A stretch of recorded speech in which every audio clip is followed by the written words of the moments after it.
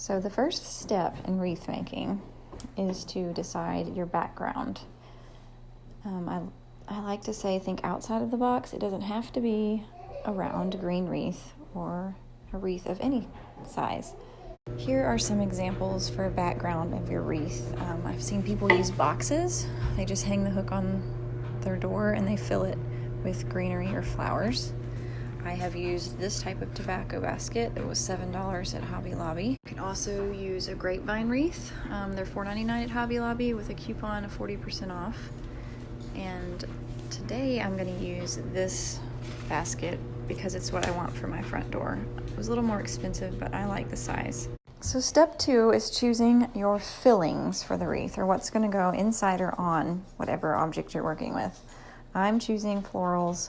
You can also choose ribbon or some decorative accents like these little nests I found or moss bunnies.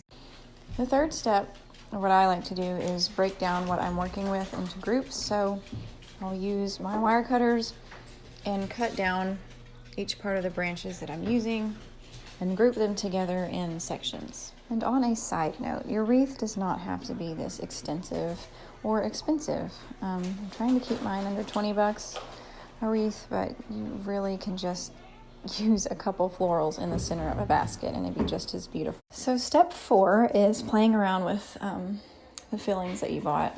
Now this can be anything that you imagine. I suggest Pinterest. I'm going for a more asymmetrical look and only doing half of my wreath.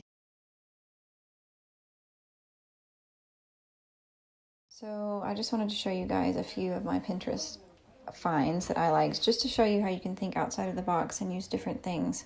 But the first thing I'm doing is taking this white floral wire and attaching it to this older garland I had laying around. The next thing I'm going to do is take my biggest, chunkiest piece of filling and kind of weave it inside of my greenery and do that all the way around. Then I will layer the next filling. So I'm officially done layering my bigger pieces. I have about 4 layers in there, and I used the white floral wire to attach one to the other so it would stay secure. But after that, that'll be the next step that we're going to add some accessories. Okay, so the last step is what I like to say accessorize, kind of like the jewelry you'd put on at the end. Really, you could just leave your wreath like this, but for Easter or spring, I'm going to add a few of these. Luckily for me, these little nests came with a pin on the back so that I could clip them on, but you could use hot glue, it worked just fine. And then I'm going to place these and maybe a few moss bunnies around. I got these little nests at Joann's. I think they were $3. And then these moss bunnies at Hobby Lobby were $2.50.